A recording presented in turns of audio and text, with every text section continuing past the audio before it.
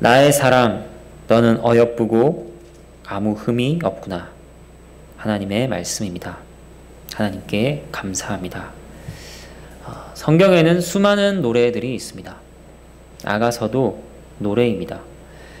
그런데 아가서는 수많은 노래들 중에 노래로 불립니다. 최고의 노래라는 것이죠. 이 노래의 내용이 무엇이냐? 남녀 간의 사랑을 다루고 있습니다. 남녀 간의 사랑을 다룬 노래가 성경에서 노래들 중의 노래가 되었습니다. 어떻게 이럴 수 있을까요?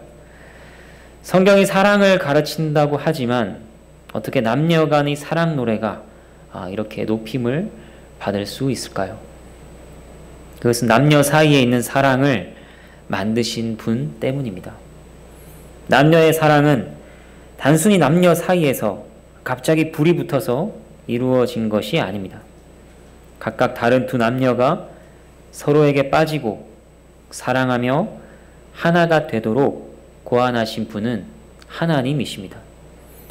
근원적으로 가장 먼저 하나님께서 남녀의 사랑을 만드신 것입니다. 또 성경에는 특별히 하나님과 그의 백성 사이를 이 사랑하는 남녀의 관계로 비유합니다.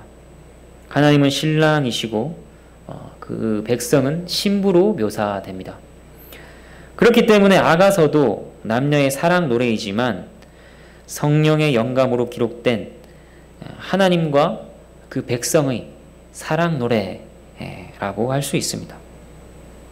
현대 유대교에서는 유월절 기간 중 안식일에 이 사랑의 노래인 아가서를 읽습니다. 어떤 유대인들은 아가서를 이렇게 비유합니다. 솔로몬이 성전을 건축했죠. 그리고 솔로몬이 잠언, 전도서, 아가서를 남겼습니다. 그래서 잠언은 솔로몬 성전의 뜰이다. 전도서는 성소이다. 아가서는 뭐냐면 지성소다. 이렇게 비유하기도 합니다. 아가서가 예배의 마지막 단계인 완전한 사랑을 가르치기 때문입니다. 하나님 경외의 끝은 사랑이라고 할 수 있습니다. 솔로몬의 사랑 노래인 이 아가서의 주인공은 누구일까요? 남자는 누구냐? 솔로몬입니다. 그리고 여자는 술람미 여인입니다.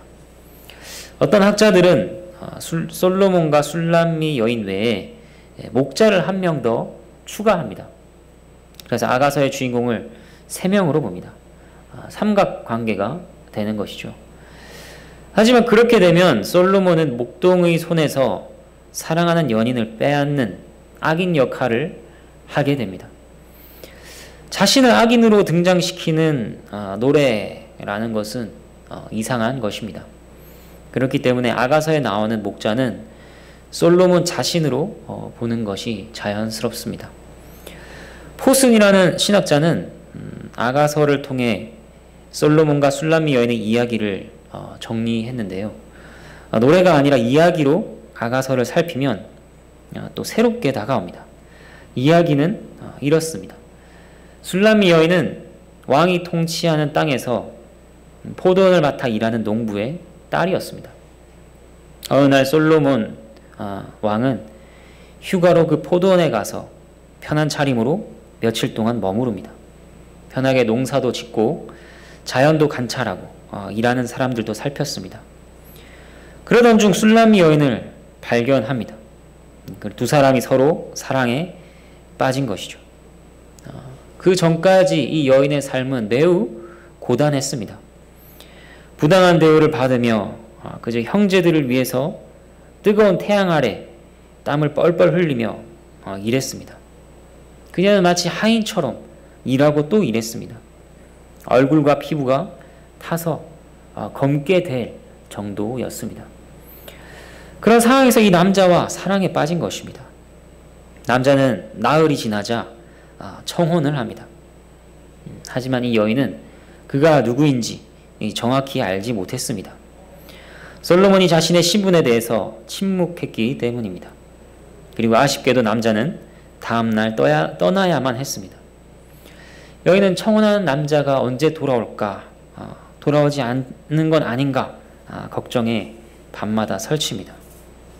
그런데 드디어 그가 돌아옵니다. 사람들이 포도원의 주인이 왔다고 소리칩니다. 여인도 궁금해서 봤는데 그 남자는 바로 자신에게 청혼한 솔로몬이었습니다. 그때 당시 왕은 이미 60명의 아내가 있는 상태였습니다. 술람미 여인은 61번째였죠. 그녀는 시골을 떠나 솔로몬과 함께 왕궁으로 갑니다. 결혼식을 하고 축하연이 펼쳐집니다. 솔로몬은 오직 그녀의 옆을 지켰습니다.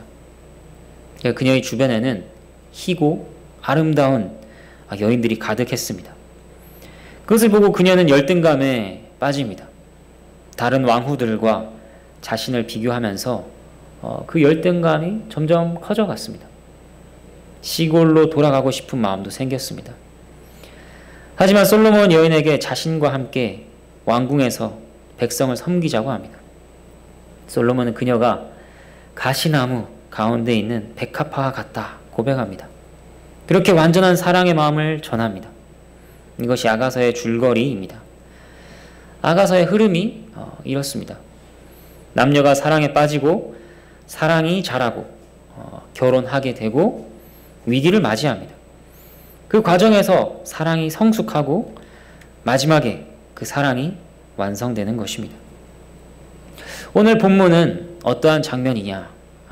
혼인 예식을 통해 정식으로 신랑과 신부가 된 상황에서 첫날 밤의 장면을 보여줍니다. 신랑이 신부에게 사랑을 고백하죠. 이 장면을 통해서 신랑 되시는 그리스도와 신부인 교회의 사랑에 대해서 살펴보기를 바랍니다. 7절 말씀입니다. 나의 사랑, 너는 어여쁘고 아무 흠이 없구나.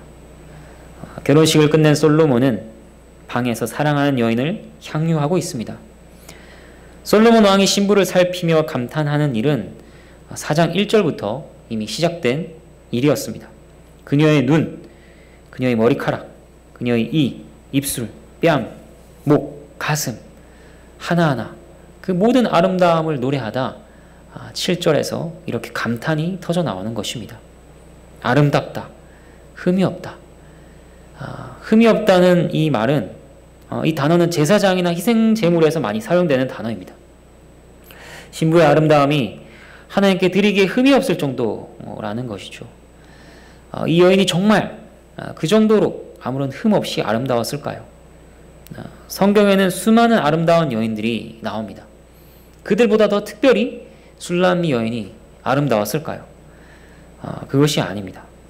지금 솔로몬의 고백은 객관적인 기준을 가지고 얼굴과 신체의 황금적인 비율을 따져서 말하고 있는 것이 아닙니다. 솔로몬의 관점으로 어여쁘고 흠이 없는 것입니다. 솔로몬의 눈에 왜 그녀가 이처럼 어여쁘고 흠이 없나요? 사랑하기 때문입니다. 사랑의 콩깍지가 씌인 것입니다. 여러분, 먼저 말씀드리는 것은 하나님께서 우리를 보실 때도 마찬가지라고 하는 것입니다. 하나님께서 우리를 보실 때도 어떤 흠도 없는 아름다운 여인으로 보신다는 것입니다. 누구야? 나의 사랑. 너는 어여쁘고 아무 흠이 없구나. 이러한 하나님의 음성을 들으시는지요? 하나님께서는 참으로 우리를 향해 이렇게 부르십니다. 하늘의 법정에서 우리는 전체가 아름답고 죄가 없는 자로 여겨집니다. 무엇 때문인가요? 우리에게 정말 흠이 없어서입니까? 그렇지 않습니다. 세상에 있는 신자들은 불완전합니다. 하지만 하나님께서는 그리스도 안에 있는 우리를 보십니다. 그렇기 때문에 흠없이 아름다운 것입니다. 그리스도께서는 우리의 모든 허물을 덮으시는 옷이 되십니다. 그 옷이 우리의 흠과 점을 가려줍니다. 또 그 옷이 우리를 아름답게 꾸며줍니다. 그렇기 때문에 하나님께서는 우리를 흠없이 아름다운 여인이라고 부르시는 것이죠. 이것은 우리가 교회를 바라볼 때도 마찬가지로 생각해야 할 점입니다. 우리 눈에는 교회가 연약하고 흠이 많아 보입니다. 하지만 그 교회를 하나님께서는 흠없고 아름답다고 부르십니다. 그리스도 안에서 교회는 거룩하고 아름답습니다. 우리의 눈이 잘못된 것인가요? 아니면 하나님의 눈이 잘못된 것인가요? 하나님의 관점은 하나님께만 해당되는 것이지 저에게 강요하지 마세요. 그것은 객관적인 관점이 아닙니다. 우리가 이렇게 말할 수 있을까요? 하나님을 사랑한다면 우리가 바라보는 관점이 바뀌게 될 것입니다. 그리고 우리가 그리스도를 믿는다면, 우리가 그리스도의 완전한 사역을 믿는다면 그리스도 안에 있는 지체들의 아름다움을 우리도 느끼게 될 것입니다. 8절 말씀입니다. 내 신부야, 너는 레바논에서부터 나와 함께하고 레바논에서부터 나와 함께 가자. 아마나와 스닐과 헤르몬 꼭대기에서 사자굴과 표범산에서 내려오너라. 레바논은 술람미 여인의 고향인 수넴 지역을 상징하는 표현이라고 할 수 있습니다. 레바논 산맥에 있는 산이 아마나입니다. 그리고 아마나 산의 한 부분이 스닐입니다. 스닐은 헤르몬 산이라고 부르기도 합니다. 헤르몬 산은 레바논 산맥 가운데 가장 높은 산입니다. 만년설로 덮여 있습니다. 사자굴과 표범산은 그 레바논 산맥의 험하고 가파른 지역입니다. 그러니까 레바논, 아마나, 스닐, 헤르몬, 이것은 전부 술람미 여인에게 익숙한 장소입니다. 고향에서 지내면서 멀리서 바라보기도 하고 듣기도 하고 했던 장소들이죠. 그곳으로부터 나와 함께 가자. 함께 가자. 내려오라는 것입니다. 이것은 무슨 말일까요? 사실 신랑과 신부는 지금 이미 예루살렘에 있습니다. 그러니까 이 말은 물리적으로 장소를 떠나라는 말이 아닙니다. 마음으로 떠나라는 것입니다. 마음으로 내려오라는 것입니다. 내가 고향에서부터 너를 데리고 오지 않았느냐. 내가 있는 이 장소에 마음을 두라는 것이죠. 더 이상 고향을 그리워하지 말라는 것입니다. 솔로몬 자신과 함께 변방에서 중심으로 가자. 위태로운 곳에서 안전한 곳으로 가자 제안하는 것입니다. 다른 어떤 것도 보지 말고 솔로몬 자신만 보라 하는 사랑의 고백입니다. 이것을 그리스도의 사랑인 교회에 적용하면 어떻게 될까요? 그리스도께서는 우리를 멸망의 도시에서 영광의 자리까지 인도해 오셨습니다. 그런 주님께서 그의 백성들에게 권면하고 격려하시는 것입니다. 이전 것을 보지 마라. 세상을 보지 마라. 나만 바라보라. 네가 바라볼 장소는 그곳이 아니다. 세상의 높은 곳에서 내려오라. 참된 본향에 마음을 두고 나와 함께 하자 하는 것입니다. 9절 말씀입니다. 내 누이 내 신부야, 내가 내 마음을 빼앗았구나. 내 눈으로 한 번 보는 것과 내 목에 굿을 한 괴미로 내 마음을 빼앗았구나. 솔로몬이 술람미 여인을 자신의 누이라고 부르고 있습니다. 이것은 피가 섞였거나 이복 동생이라서 그런 것이 아닙니다. 사랑하는 연인에 대한 애정의 표현입니다. 이러한 정서가 그 시대와 문화에만 있는 것은 아니죠. 우리도 오빠라고 부르기도 합니다. 그리고 남편은 때로는 아내를 여동생처럼 느낄 때가 있습니다. 때로는 딸처럼, 누나처럼, 또 어머니 같을 때도 있죠. 그처럼 솔로몬의 누이라는 호칭도 지극한 사랑과 유대감, 동질감이 묻어난 표현입니다. 주님께서는 이와 같이 교회를 향하여 그 백성들에게, 자신이 사랑한 신부에게 가족의 하나로 부르십니다. 히브리서 2장 11절과 12절 말씀, 거룩하게 하시는 이와 거룩하게 함을 입은 자들이 다 한 근원에서 난지라. 그러므로 형제라 부르시기를 부끄러워하지 아니하시고 이르시되 내가 주의 이름을 내 형제들에게 선포하고 내가 주를 교회 중에서 찬송하리라 하셨으며, 주님께서는 형제라 부르시기를 부끄러워하지 아니하시고 우리를 형제라 부르십니다. 사랑하는 교회요, 너는 나의 형제요, 너는 나의 누이라 이렇게 부르십니다. 우리가 서로를 형제요 자매로 여기는 것도 이 관계에 기초한 것입니다. 한 아버지 아래에 있습니다. 그리고 그리스도께서 형제요 자매라 부르십니다. 그래서 우리도 서로를 가족으로 여깁니다. 가족으로 사랑하는 법을 배워가는 인생을 살고 있는 것이죠. 교회는 그런 곳입니다. 그 다음 솔로몬의 고백은 무엇인가요? 눈으로 한번 보는 것과 목에 굿을 한 꿰미가 솔로몬의 마음을 빼앗았다고 합니다. 술람 여인이 한번 쳐다봤는데 솔로몬의 심장이 내려앉았다고 합니다. 솔로몬이 그녀의 목걸이에 있는 보석 하나를 보고 가슴이 벌렁거린다고 합니다. 평소에 솔로몬을 봐주는 사람이 없었을까요? 그래서 한번 봐준 것으로 마음이 빼앗겼나요? 또 돈이 없어서 목걸이에 있는 보석 하나를 보고 마음이 빼앗긴 것인가요? 아니죠. 솔로몬은 수많은 사람들의 존경을 받고 금은 보화를 잔뜩 가진 왕입니다. 그가 마음이 빼앗긴 것은 그 시선이 사랑하는 사람의 시선이기 때문입니다. 그리고 그 보석이 사랑하는 사람의 것이기 때문입니다. 이것은 교회에 대한 주님의 절절한 사랑을 잘 보여줍니다. 주님은 우리의 시선 한 번에 마음을 빼앗기시는 분입니다. 믿기 어려울지 모르지만 그렇습니다. 우리가 일상 속에서 잠시 주님하고 속으로 기도할 때 주님의 귀는 쫑긋해집니다. 우리가 기도하기 위해 앉아 눈을 감고 주님을 생각할 때 주님의 심장 박동은 빨라지는 것이죠.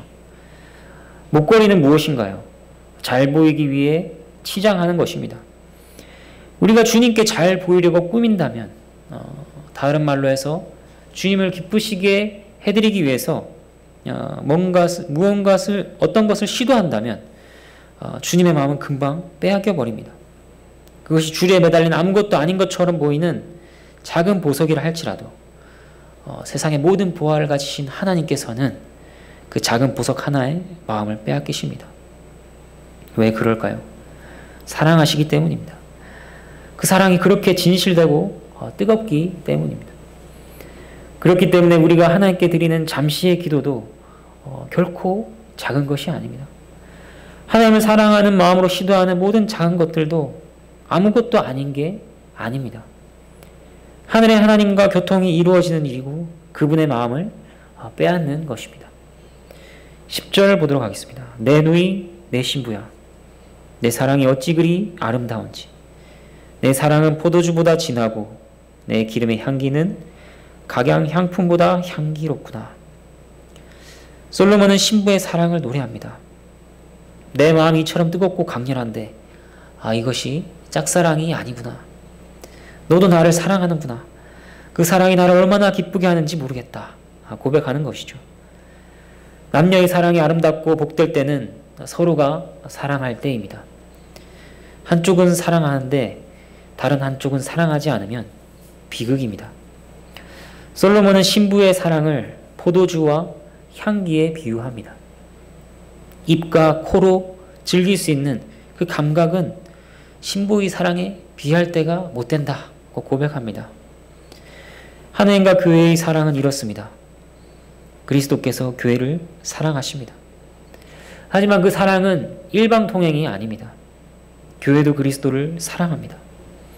그리스도를 사랑하는 것은 교회의 가장 큰 특징입니다.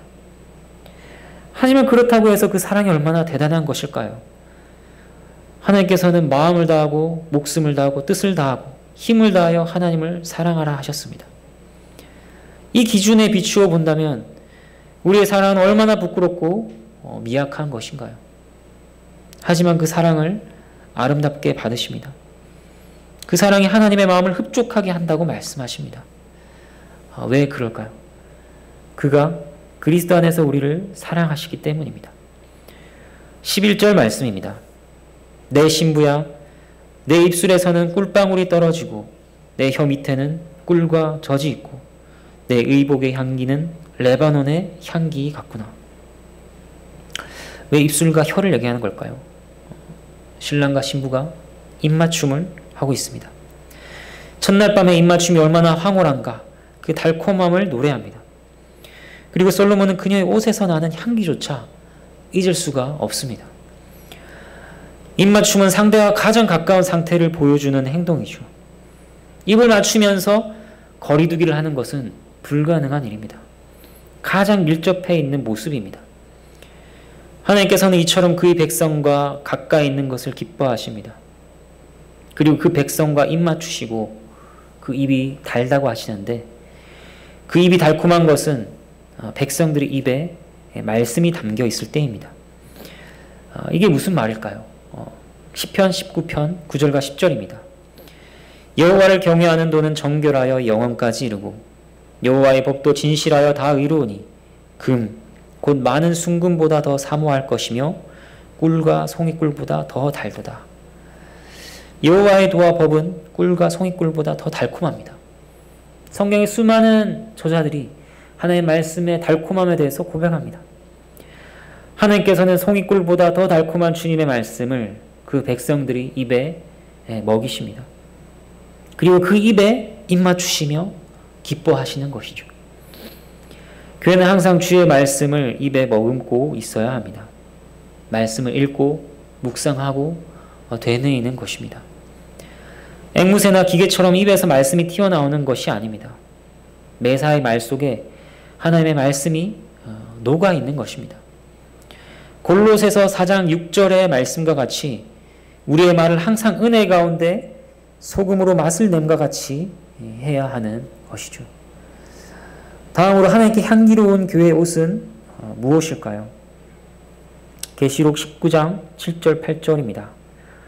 어린 양의 혼인 기약이 이르렀고 그의 아내가 자신을 준비하였으므로 그에게 빛나고 깨끗한 세마포 옷을 입도록 허락하셨으니 이 세마포 옷은 성도들의 옳은 행실이로다 하더라. 성도들의 옳은 행실은 하나님께 향기로운 신부의 옷입니다. 이 행실은 하나님을 사랑하고 하나님께 감사하는 마음으로부터 나오는 것입니다. 이 행실 역시 하나님, 그분의 은혜로 입혀주신 것이라 할 수 있습니다. 입술이 달콤한 것이 그분의 말씀으로 인한 것이든 향기로운 옷은 하나님으로부터 나온 옷입니다. 그럼에도 하나님께서는 그 옷을 우리의 것이라고, 우리를 향해 향기롭다고 말씀하십니다. 12절 말씀입니다. 내 누이 내 신부는 잠근 동산이요 덮은 우물이요 봉한 샘이로다. 솔로몬은 신부를 무엇에 비유하고 있습니까? 동산이요 우물이며 샘에 비유하고 있습니다. 이것들은 갈증을 해소시켜주고 아름다움과 만족을 제공해 주는 것들입니다. 그런데 특징이 있습니다. 앞에 어떤 말들이 붙어 있습니까? 잠겨 있다, 덮여 있다, 봉해져 있다고 합니다. 이게 무슨 말일까요? 이것은 그녀의 순결성을 노래하는 것입니다. 너는 그 누구도 출입한 적이 없는 동산이구나. 누구도 마시지 않은 우물이요 샘이구나 말하는 것입니다. 요즘 현대사회에서 특별히 보고 느끼는 것은 순결성을 그렇게 중요하게 여기지 않는다는 것입니다. 스스로가 선택할 수 있는 권리와 자유를 소중한 가치로 여기죠. 하지만 순결을 높인 이들을 찾는 것은 힘듭니다. 그들은 너무나 당연하다는 듯이 순결을 자유를 가로막는 장애물로 취급합니다. 하지만 하나님의 말씀은 남녀 간의 관계에서 순결을 지킬 것을 가르치고 그 순결을 높입니다. 솔로몬의 신부는 순결할 뿐 아니라 앞으로도 신랑 이외는 출입하지 못할 순결한 신부로 살아갈 것입니다. 그냥 누구나 이용할 수 있는 공용 동산이거나 공용 우물이 아닙니다. 앞으로도 신랑은 잠그고 관리하는 자가 될 것입니다. 솔로몬은 실제로 많은 동산과 가수원을 가지고 있었습니다. 그리고 그 중에는 솔로몬이 직접 관리하며 외부인의 출입을 통제하는 동산도 있었을 것입니다. 신부에 대한 솔로몬의 고백은 이런 것입니다. 너는 순결하다. 너는 나의 즐거움과 쉼과 안식이다. 너는 앞으로도 오직 나만의 것이지 다른 누구에게도 양보할 수 없다. 하나님께서는 그의 신부인 교회를 향하여 동일하게 말씀하십니다. 너는 나의 순결한 신부라. 교회가 순결한가요? 처음부터 순교를 지켜왔는가 생각하면 그렇지 않습니다. 우리는 돌아온 탕자 같은 자들입니다. 그렇다면 교회를 순결한 신부라고 부르시는 것은 무엇 때문일까요? 그것은 교회의 순결성이 그리스도 안에서 확보되었다는 것입니다. 그리스도께서는 순결하십니다. 그리고 그와 연합한 자들에게 순결의 옷을 입히십니다. 그리고 이렇게 말씀하십니다. 넌 나의 즐거움이며 기쁨이다. 하지만 아무나 출입하며 즐기게 두지 않겠다. 나는 잠근 동산이다.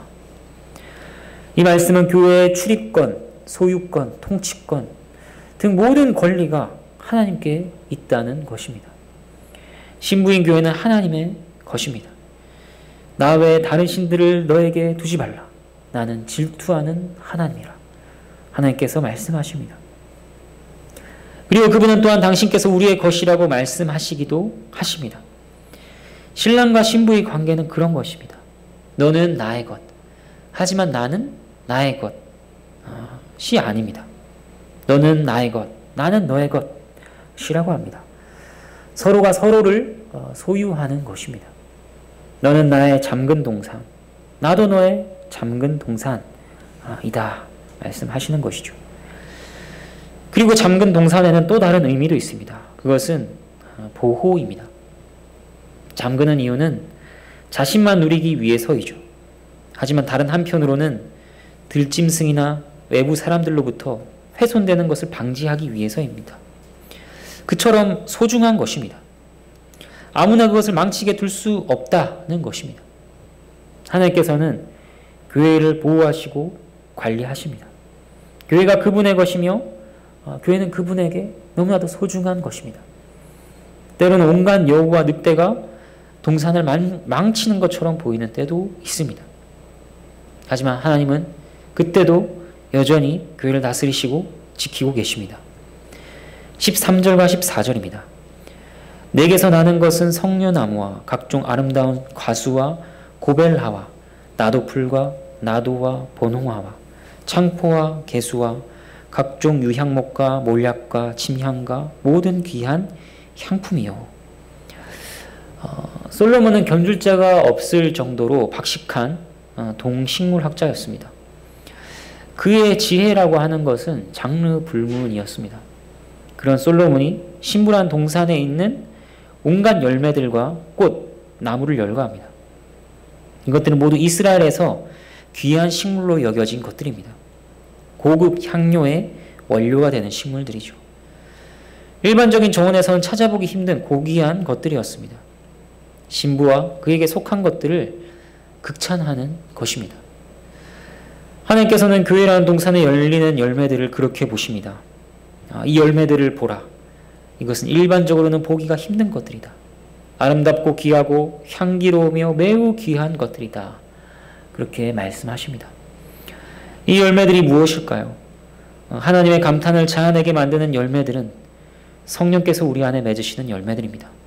사랑, 희락, 화평, 오래 참음, 자비, 양선, 충성, 애통함, 의에 줄이고 목마름, 마음의 가난함, 긍휼, 이러한 것들은 도저히 세상에서는 찾아볼 수가 없는 열매들입니다. 하나님께서는 그러한 열매들을 맺게 하시면서 그 동산을 보시며 심히 좋아하십니다. 15절 말씀입니다. 너는 동산의 샘이요 생수의 우물이요 레바논에서부터 흐르는 시내로구나. 이번에 신부를 무엇에 비유합니까? 샘이며 우물이며 시내다 이렇게 말합니다. 여기서 동산의 샘이라 할 때는 12절의 동산과는 달리 복수가 사용되었습니다. 그래서 동산들의 샘입니다. 여기서 샘과 우물과 시내는 생명을 살리는 성격을 보여줍니다. 샘은 동산들을 적십니다. 우물의 용도는 생명이죠. 시내는 수많은 동식물들에게 열려 있습니다. 솔로몬에게 있어서 신부는 자신만의 것입니다. 하지만 동시에 그의 눈에 보이는 신부는 온 만물을 적시고 복되게 하는 존재입니다. 하나님께서 교회를 그렇게 부르십니다. 온 만물을 적시고 복되게 하는 자여 이렇게 부르십니다. 사도 바울도 교회를 이렇게 말합니다. 에베소서 1장 23절 교회는 그의 몸이니 만물 안에서 만물을 충만하게 하시는 이의 충만함이니라. 만물을 충만하게 하시는 이의 충만함이니라. 교회는 어떠해야 하나요? 교회는 결코 자신들만 위해서 뭉친 이기적인 종교 집단이 아닙니다. 교회는 세상에 복을 흘려보내야 합니다. 그리스도의 증인으로서 복된 소식을 말로 전하고 행동으로 전해야 하는 것이죠. 온 세상을 그분의 생명으로 적시는 존재입니다. 16절입니다. 북풍아 일어나라, 남풍아 오라. 나의 동산에 불어서 향기를 날리라. 나의 사랑하는 자가 그 동산에 들어가서 그 아름다운 열매 먹기를 원하노라. 이것은 신부의 화답 노래입니다. 먼저 이스라엘에서 북풍과 남풍은 어떤 것입니까? 잠언 25장 23절은 이렇게 말씀합니다. 북풍이 비를 일으킴 같이. 비를 일으키는 것이 북풍이라고 합니다. 그리고 누가복음 12장 55절에서는 예수님께서 남풍에 대해 이렇게 말씀하십니다. 남풍이 부는 것을 보면 말하기를 심히 더우리라. 북풍과 남풍이라는 것은 단지 불어오는 방향을 알려주는 것이 아니라 기후의 변화를 가져오는 바람들입니다. 비가 오고 더위를 몰고 오는 것이죠. 신부는 이 바람들에게 불어오라고 합니다.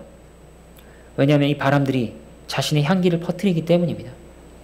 그리고 향기를 퍼뜨리는 목적은 무엇인가? 사랑하는 자를 유혹하여 동산에 들어오게 하기 위해서입니다. 이 말의 속뜻은 이런 것이 아닐까요? 어떤 일이 닥쳐도 좋다. 불어와라. 그 일들은 나의 사랑하는 님이 나를 주목하도록 할 것이다. 님이 주목한다면 좋다. 그것이 내가 바라는 바이다.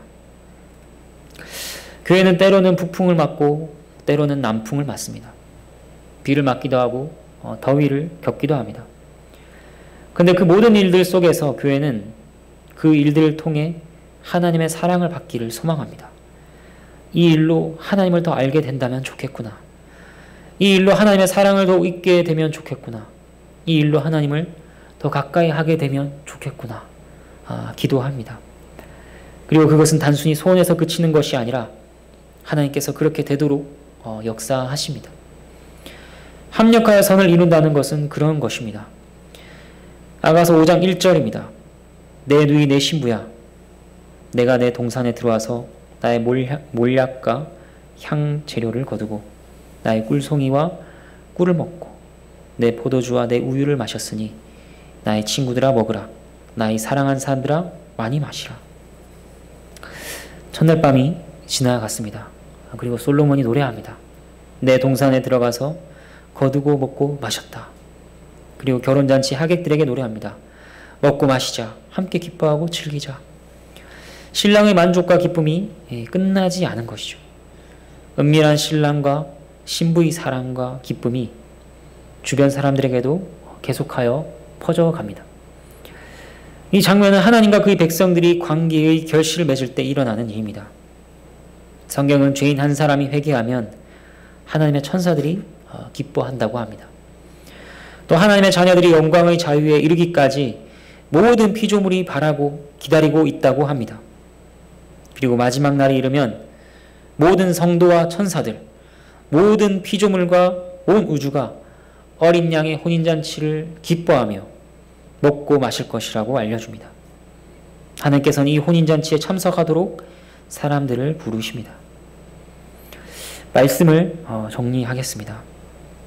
오늘 솔로몬과 술람미 여인 사이의 노래들과 고백은 하나님과 교회의 사랑을 보여주었습니다. 하나님께서는 솔로몬 왕의 높음에 비할 수 없이 높으신 분이십니다. 온 우주와 만물을 만드시고 다스리시는 분이십니다.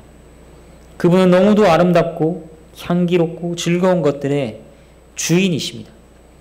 모든 만물이 그를 위하여 존재합니다.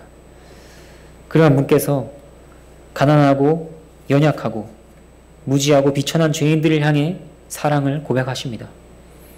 그들의 사랑을 얻기 위해 높은 곳에서 내려오셨습니다. 그리고 십자가를 지셨습니다. 그런 은혜로 우리는 하나님을 기쁘시게 하는 존재가 되었습니다.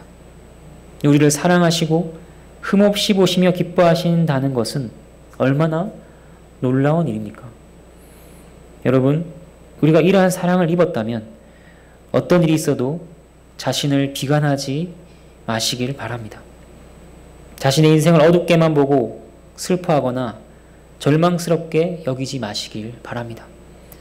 하나님께서는 오늘도 교회를 향하여 이렇게 부르십니다. 나의 사랑하는 자야, 나의 흠없이 아름다운 신부야, 나의 누이야, 내 마음을 빼앗은 자야, 나의 잠근 동산, 나의 우물, 나의 샘, 나의 기쁨아. 이렇게 우리를 부르시는 것이죠. 주님의 부름에 사랑하는 마음으로 신랑이시여 내 모든 것을 취하소서, 이렇게 고백하는 우리 모두가 되기를 바랍니다. 함께 찬양하겠습니다.